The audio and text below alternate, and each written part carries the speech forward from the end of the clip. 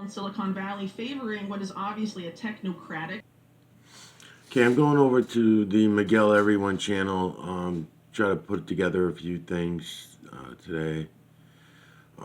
Today is January 3rd, and I just want to make some mention that I was not followed or tracked for a whole week. Friday before last was the last time that I saw anyone tracking me, but right after the first of the year, starting yesterday on the 2nd, they're back in play again. So what they're doing now is I just made a video of the guy in the dark gray truck, which I have already had on video from him over at the shopping plaza the day that he pulled over and had his flashers on and was doing all kinds of weird shit in the lot and all that. So I've seen him also another day since that day even, and I got him. He was kind of forced to getting out of his truck because he just looked too suspicious, and he went into the store. So I got to get a good look at him and stuff like that. Um, and anyways, so yesterday I had the little white car and a white pickup truck circling me several times, and I was not close enough to get them on camera, and wasn't close enough to get their license plates or anything. Normally, I would have ran out and got their plate or whatever, got them on camera the best I could, but um, I wasn't prepared to do that, and it doesn't seem to matter because I just did just now, about 10 minutes ago, 15 minutes ago, the gray truck. And the funny thing is before I could even finish making the video. I mean, they're in my phones. They're in my camera phone. They're in all my equipment. These computers are all hacked. They're in everything. So, anyways, it was just pretty amazing because I was still walking and talking with the camera running as I had the truck on camera. And about, I don't know, 7 to 10 minutes into making the video, all of a sudden the thing just shuts down. So I went back in to look at the video, see if I at least had the 10 minutes, and no, it was gone. So even the 10 minutes of video that I was making just totally disappeared off the phone. It's fucked up. So I don't know what they're gonna do, what their play is gonna be. Maybe it's just to continuously harass me and intimidate me or some shit. I am working on the Garden Homes series. I am putting together some stuff on that. I've been calling around a lot of old workmates and people that I worked with there, and I'm now moved on beyond that because a lot of them that worked there were 10 years or longer. They all quit or got fired or something 10 years ago or longer. So trying to put together anything on that is proving to be difficult. Um, People just don't remember stuff. People don't want to think about things. Um, so some people had died. Several people that I was trying to get a hold of had passed away. That kind of thing. It's been a long time. So now what I've done is I started going to the presently employed, and it's funny because they definitely changed a lot of things. A lot of the things that I was going to be using as in my arsenal to fight back against these assholes because they're only one of the agencies. They're only responsible for one of the agencies that's tracking me. The other two agencies are related to the YouTube stuff, to exactly what I'm showing you now, to exactly to what I'm about to talk to you about. Um, I am rolling on with trying to figure out who I'm gonna do these series to. I was going to do it to Redacted because I got the Redacted series over on the other one, but then they're all space alien wannabes. They're all in tight with Elon Musk. They're all in tight um, with these other people that are obvious lying motherfuckers to me, as far as I'm concerned. So it's not going to do me much good. So, anyways, I'm going to go in here. I'm going to see what I got for videos. I'm going to hit videos. I'm on the Miguel Everyone channel. And I'm gonna roll through some of these while we're talking. Let's see, this one looks okay. This one looks really good too. Only got one view. Let's try it. So this one has one view. Shut the volume down. I'm gonna blow this up. And Yeah, yeah. So what I could do is I could throw a blue or a green filter on here because we have all this red in here. So I could cross it over so that you can see things a little more clearly, and I guess I will do that once I hit play.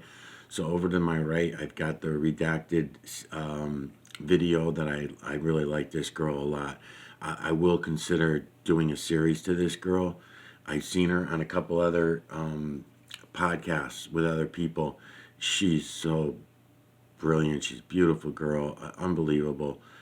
She's a woman, actually. She's not a girl, but she's just got it together, and she sees everything for what it is, and she's not afraid to talk about things for what they are. I don't know if she's a Spaceball believer or what the hell, but everything else she's got it right. So let me see if I can see her name. I don't have my glasses on me. Let me see.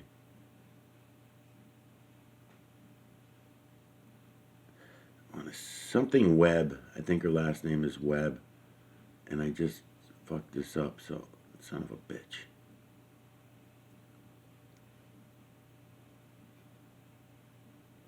Okay. Whitney Webb. Yeah, Whitney Webb is her name. Transhumanism is a key driver of this supposed fourth industrial revolution. You see a lot of these people in Silicon Valley favoring what is obviously a technocratic system, where there's a class of technocrats who get to decide everything and you just have to live with it, and they're just telling you it's for the greater good.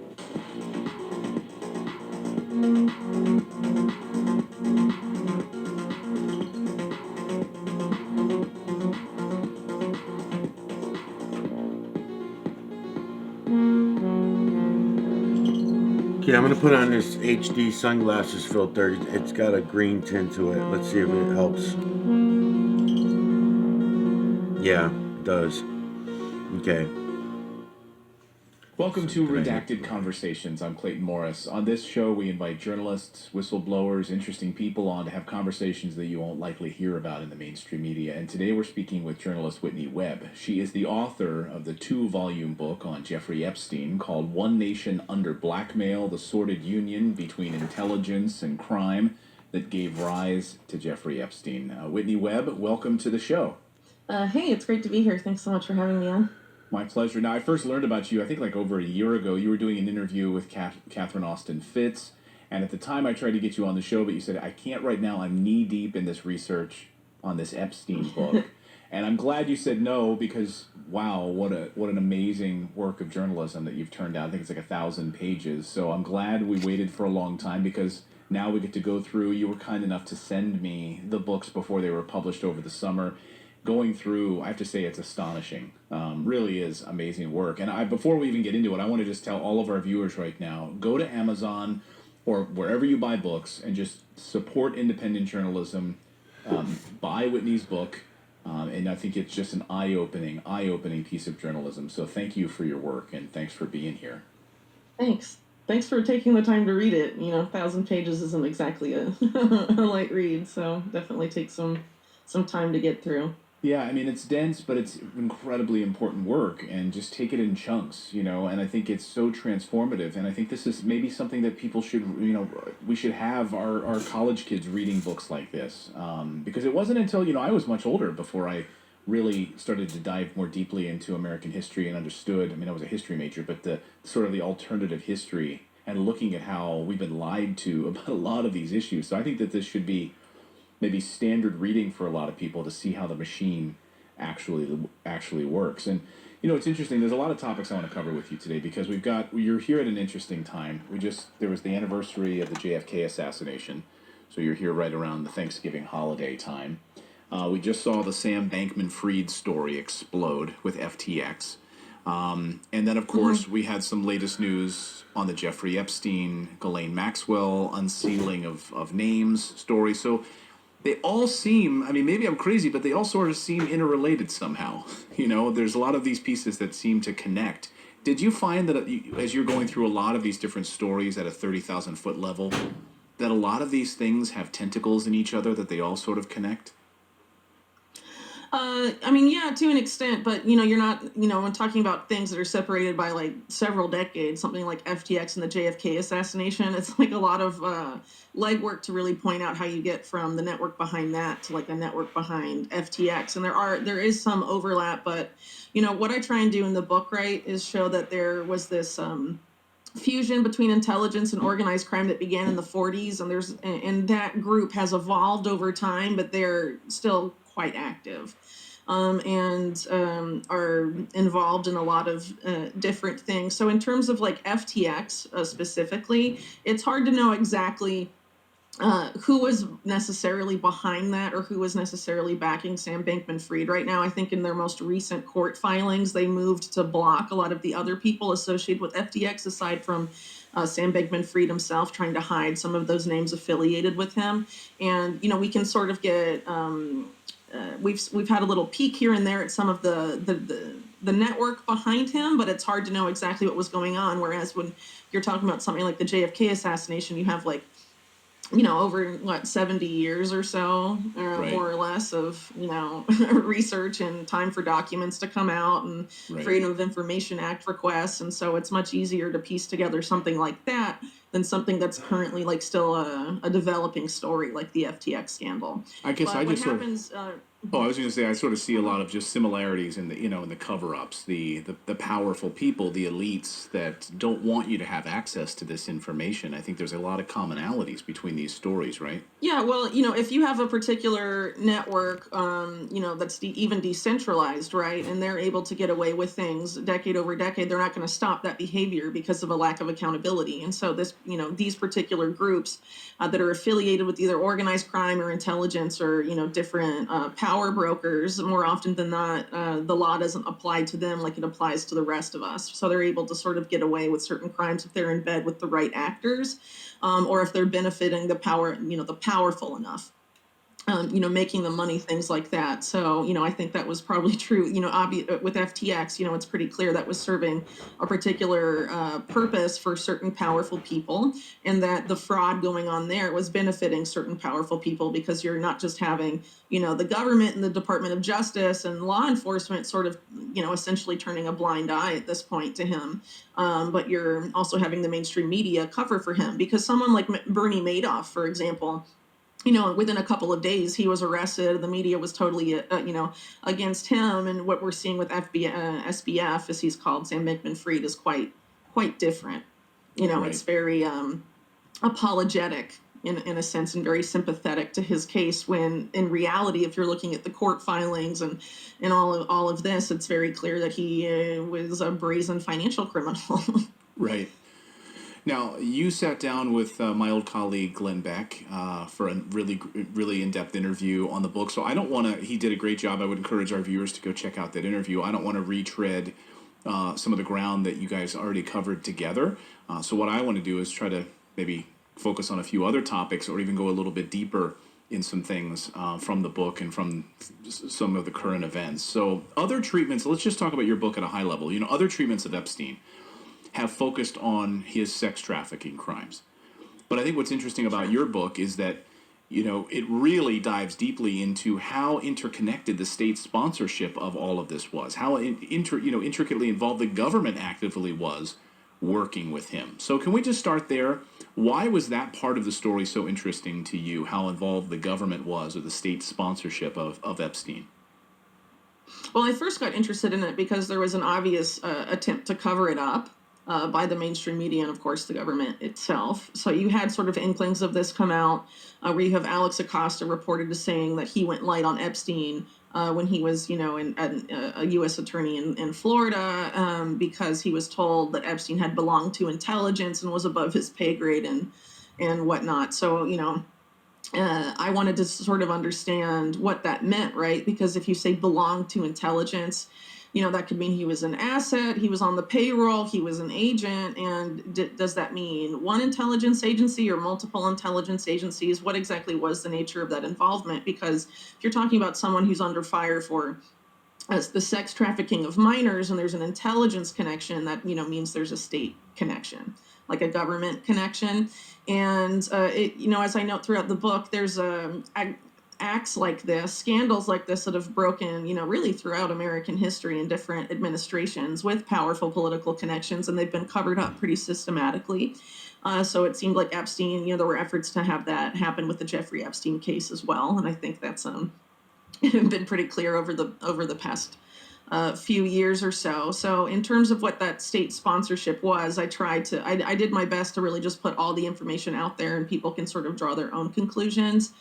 But I think it's pretty conclusive that there was either one or two in state intelligence agencies that were involved with his activities. But it's not just limited to sex trafficking. So if you look at the mainstream media narrative of Epstein, it focuses pretty much exclusively on his sex trafficking from 2000 to 2006, give or take, Right. with the exception of the Ghislaine Maxwell trial, which deals with some stuff in the 90s. But overall, it's mostly focused on a very specific activity in a very specific time frame. And this is someone who's, entered the workforce really at some point in the 1970s. And a lot of those intelligence connections go back to the 80s and arguably even 70s as well.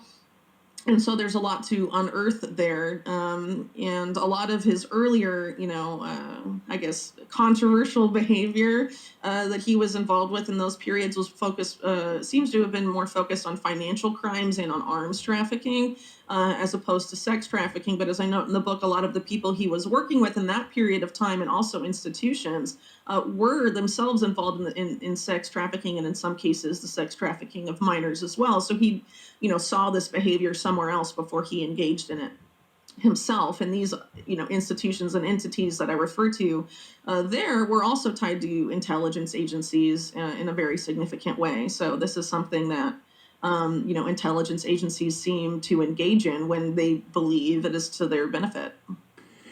Yeah, I couldn't help. I mean, in the book you point out a couple of instances where, well, some of his colleagues were fried publicly about it. Went to jail, and his name was just like mysteriously removed.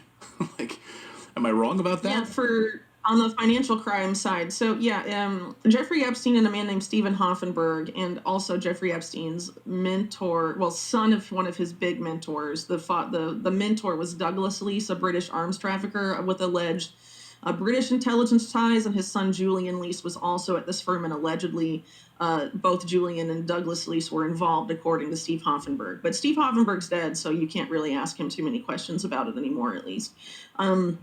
But it was Steve Hoffenberg had created this company called Towers Financial, and Douglas Leese was allegedly a principal there and connected Steve Hoffenberg and Jeffrey Epstein. And once Jeffrey Epstein is on the scene, this is around 1987 or so, interestingly enough, the year he also is alleged to have linked up with Leslie Wexner.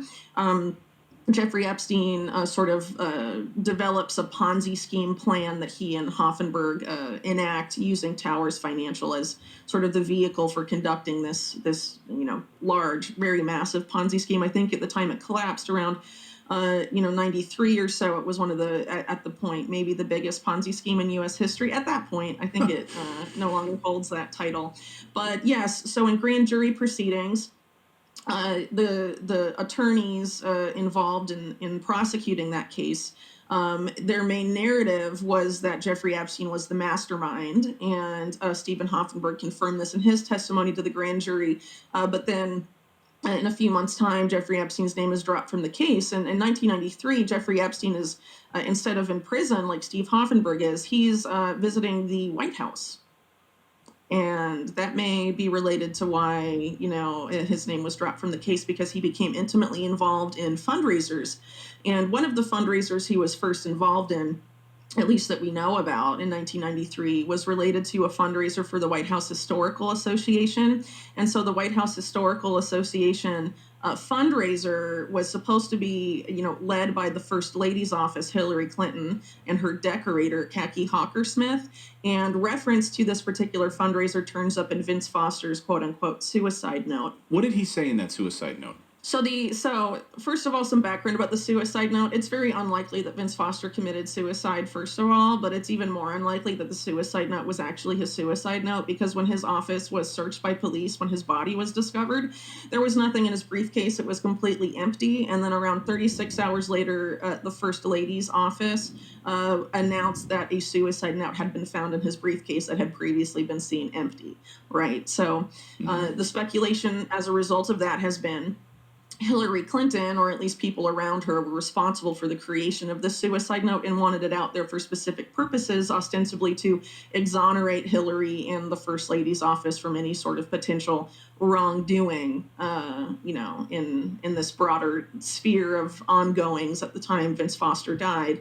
And the only reference to Hillary Clinton in that quote unquote suicide note is related to this fundraiser, and how there was nothing funny about the money involved. And of course, as White House legal counsel at the time of his death, Vince Foster would have been responsible for determining if there was anything suspect about the finances of that particular fundraiser. And if you look at some of the names associated with this fundraiser, you don't just have Jeffrey Epstein, you have people like Clark Clifford, who, for example, was instrumental in having BCCI establish itself in the United States, with BCCI being the Bank of Credit and Commerce International, which is one of these organizations I sort of alluded to earlier that is, essentially masquerading as a bank, but is really a private intelligence apparatus that's sex trafficking minors, among other things, but involved in money laundering on a massive scale and all other sorts of just really insane and brazen financial crimes that were investigated by Congress, and it, sort of collapsed spectacularly in 1991. So, you have Clark Clifford, one of the masterminds of that there. You have Jeffrey Epstein, mastermind of this massive Ponzi scheme there. And then you have a banker that's affiliated with Jeffrey Epstein and Ghislaine Maxwell in the Palm Beach area, who's very much established in the offshore, financial system of the Caribbean. So, you put all of that together, it seems very likely that there was some sort of funny money there. And did it play a role in Vince Foster's death? I don't really know, but it's very interesting that you would have one of the earliest involvements of Jeffrey Epstein with the Clintons being mentioned in that particular quote unquote suicide note. Yeah, how are you involved in a massive Ponzi scheme and then you just walk away and your name you're just cleared from it? Yeah, and why is Hillary Clinton going to these types of bankers to finance something that's ostensibly her just changing curtains at the White House? A lot of it doesn't make sense. Yeah. So, the media has ignored this story. I mean, and it's amazing to watch like what happens on YouTube and censorship, and certainly big platform censorship of this story. I mean, it's remarkable that the Johnny Depp here, the Johnny Depp story, the Johnny Depp trial got more exposure than the Ghislaine Maxwell hearing. I'm sure someone has done a content analysis out there to prove my point on that, but I don't have the numbers in front of me. But why do you think that the media has ignored this story? I mean, there's big pieces of this that seem largely ignored by the media. What parts specifically do you think that the media has ignored, just glossed over, and we don't even know about it? We don't hear at all about it. Yeah, so a lot of it has to do with, I would say, the Epstein-Clinton relationship, because we just went over year one of the Epstein-Clinton relationship. After 1993, it gets significantly crazier, and as part of a broader cover-up of what I guess is remembered today as the illegal finance contributions to the 1996 Clinton re-election campaign. Some conservatives remember it as Chinagate, but I would argue that's a misnomer. But it seems like Epstein was really involved in the activities in that particular sphere.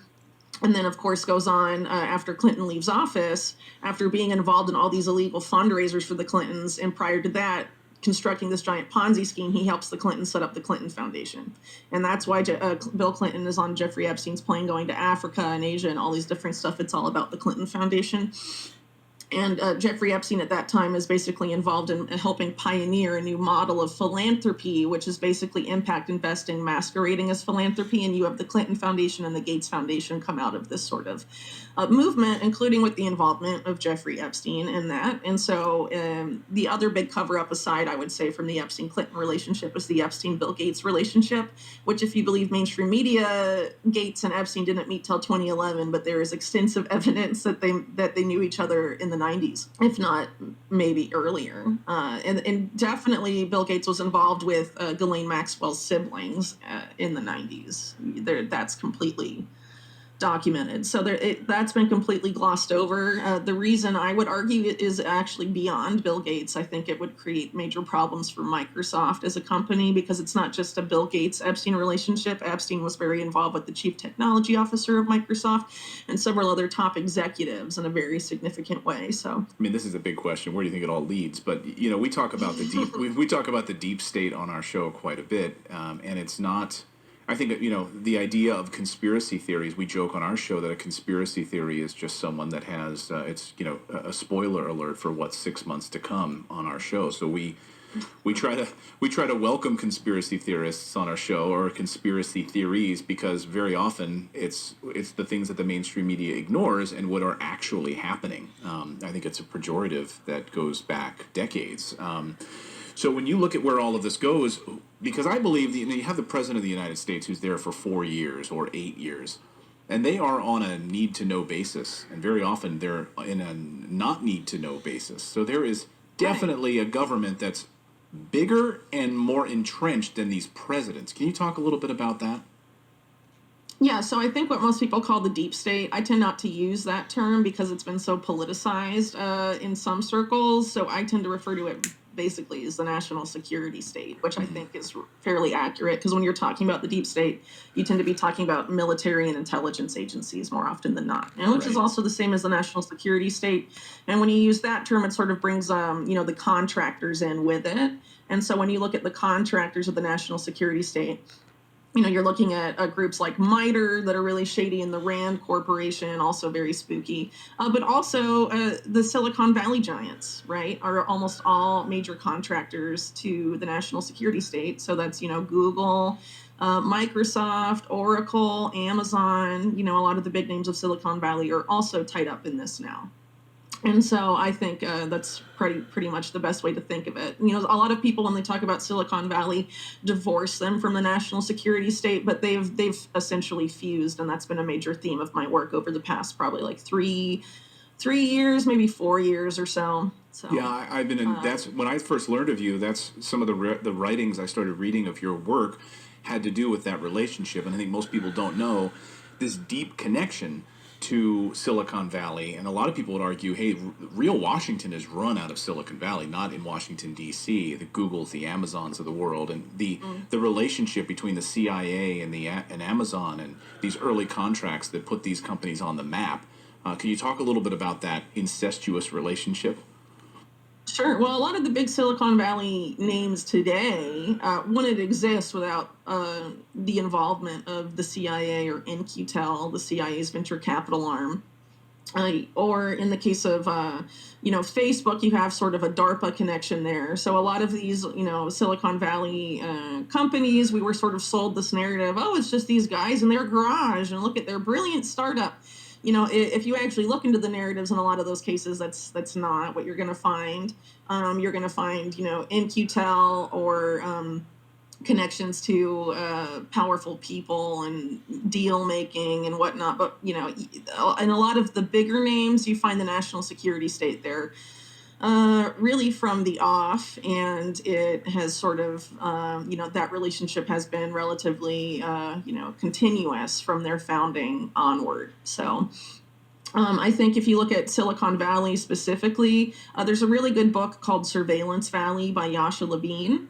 In looking at that, it sort of shows how the military industrial complex, which I would argue is really the military intelligence industrial complex, that particular group is looking as early as the Vietnam War of using what later becomes the internet, but technology as a way to surveil the population for the purpose of dissident hunting, like what we now see as the war on domestic terror, that they're trying to sort of foist upon the public, using, of course, Silicon Valley as the means of doing that, or rather Silicon Valley products. So this is sort of a very long-standing agenda. And this was originally piloted in Vietnam as something called Operation, or the Phoenix program, and was used extensive databases and, the technology of the time as a tool to basically launch a war of domestic terror within Vietnam, which resulted in the murder of a lot of civilians and alleged dissidents and all of this stuff. And if you look over time of the deep state or this particular factions of the national security state over time, even going through Iran-Contra, for example, you have the creation of something called the Main Core database, which was a names of millions of American or perceived dissidents in the United States who, in the event of a vaguely defined national emergency, would be rounded up. And this, of course, is something that these actors have done in other countries, especially in that period of time. They've been doing for decades, from Vietnam on, from Vietnam to Operation Condor in Latin America, which the CIA designed and helped run, and then some of the stuff going on in Central America, later. And they intended to turn, this particular group behind Iran-Contra intended to turn these tactics and this basically this war, the style of war, back on the American public at some point. And these particular people were also very much intimately involved with a lot of these networks that Silicon Valley came out of. And so it's really no coincidence that today you sort of see this unfolding now. And the Main Core database, for example, the deep state never destroyed that. It still exists as far as we know. The last mainstream-ish media report on it was in 2008. And in 2008, it had 6 million Americans on it. I would assume that's higher now. Wow. But basically all of the surveillance of the NSA, that the NSA and all the other agencies suck up on you and data mine, from you, it's all linked to your name in that database. So it's just a massive trove of data. And the way they turn that into actionable intelligence is through Palantir. Palantir is a definite CIA front company, funded with, Peter Thiel's money, Peter but Thiel's also with money, NQL money. From the off, yes. And their first, for the first, I think 3 years as a company, their only client was the CIA, which basically molded their product into what it is.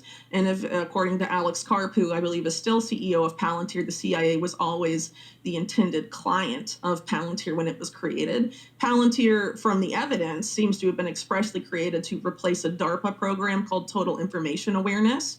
That was designed and going to be run by one of the top people from Iran-Contra, John Poindexter, who's also considered to be one of the godfathers of modern surveillance. And Total Information Awareness was totally attacked in even the mainstream media, in Congress, the ACLU, across the board dissent. They said it would eliminate privacy in the United States and totally destroy the Constitution. And so the program was defunded, but it was resurrected with the involvement of Peter Thiel and Alex Karp and Richard Pearl, who's from the Reagan administration, was an advisor to the Bush administration and one of the architects of the Iraq War. He was there connecting Thiel with Poindexter to sort of bring resurrect TIA as Palantir, and so that's essentially what happened. And in the same time frame, another DARPA program was on the chopping block for the same reasons, called LifeLog. And Peter Thiel comes in and essentially puts a bunch of money behind Facebook, which is, today is analogous to what the LifeLog program was. And the day that LifeLog was shut down is the day that Facebook launched. All very coincidental. Yeah. See, yeah, I know this is the exact same day. I mean, people who watch our show, we've had people who've just discovered our show, in their 60s, and they write to me and they say, for so many years, I didn't know, and they watch our show, and we have guests like you on, and their eyes are opened for the first time, so when it sounds like to a normal person, that sounds like a coincidence. So the day that they close down, Facebook launches. I mean, these are not coincidental. And in the very same week that you have FTX and everything unfolding with Sam Bankman-Fried, of course you have, now we're suddenly rolling out a digital ID system. And we're going to start to we're looking more deeply at a digital ID system and a U.S. bank digital currency, a U.S. backed digital currency instead of a decentralized, we'll let the Federal Reserve run this. And to a normal person, like, that's just coincidental. I don't think maybe I'm just cynical. Talk me off a ledge, Whitney, but I feel like they're all tied together. When you have stories like that, literally 2 days later, we hear the story about the Federal Reserve and the scandal with Sam Bankman-Fried. I just don't believe that they're coincidental. Do you? Yeah, so the FTX situation again is pretty different from what I was just talking about, because again, like I said earlier, it's hard to know the extent of the network behind him. We just have really inklings at this point Right. of his connections. So you obviously have a big connection to the Democratic Party.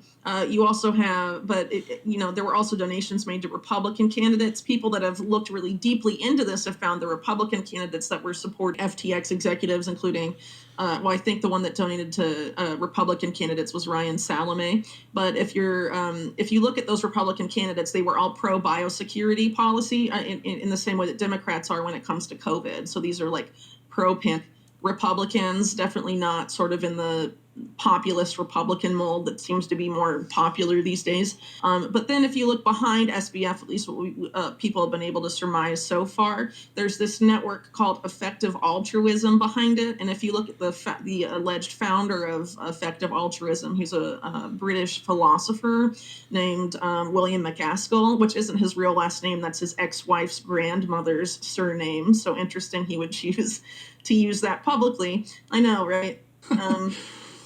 Already red flags everywhere, right? So anyway, McCaskill finds Sam Bankman-Fried as an undergrad, tells him where to take an internship at this high-frequency trading firm that's not that well known called Jane Street. And then at Jane Street, this is where Sam Bankman-Fried meets the core group of, FTX before FTX exists. And the people that follow him to FTX are not just Jane Street alums like. Yeah, I'm just going to mention real quick before I put this back on play.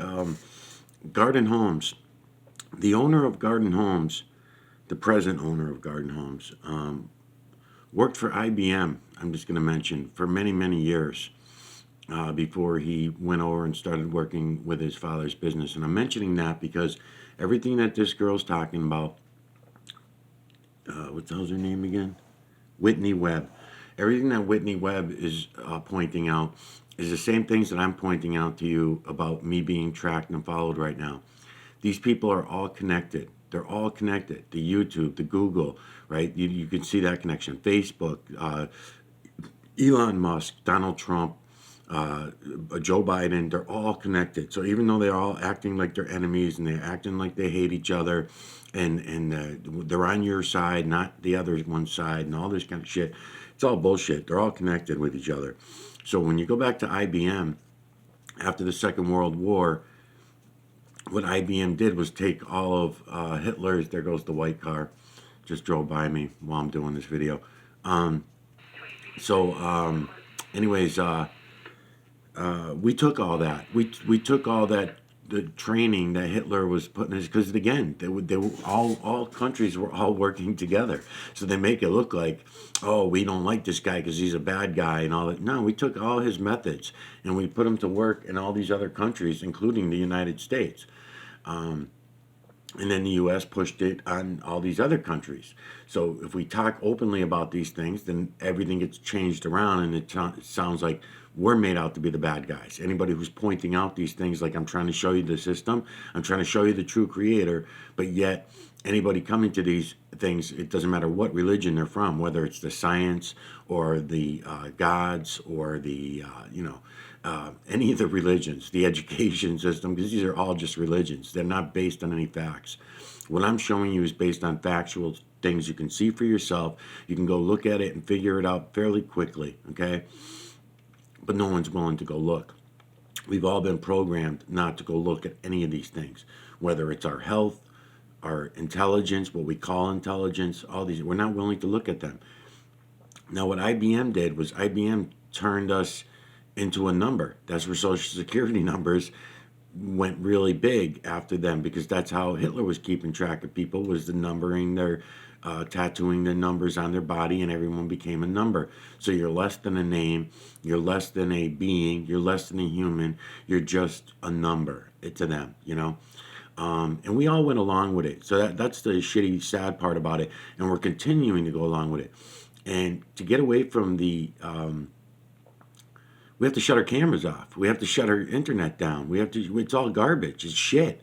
compared to the real, true creator's energy that we can all use and share, this garbage that we're doing right now sucks. I mean, this is shit. So we could backpedal it to a couple thousand years, 3,000 years maybe. I don't know. It's hard to say how long ago we lost all our intelligence, or what real true people would actually call intelligence. I don't know if it's intelligence. Maybe it's consciousness is the word that I should be using. So we gave up our consciousness and replaced it with this so-called intelligence. Maybe that's more the way I should word it. And there goes the white pickup truck. So we got the gray fucking truck, the gray pickup truck, the white car, and the white pickup truck all circling me this morning.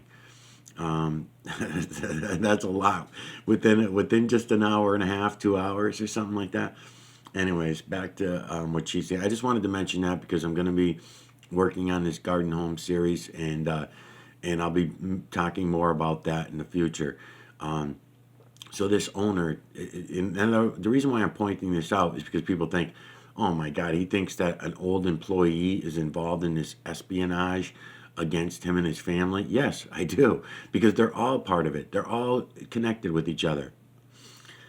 Can't tell you how many of these agencies, the corporations, companies, multi-billionaires, multi-millionaires, multi-billions in assets at least, with this guy that I'm talking about.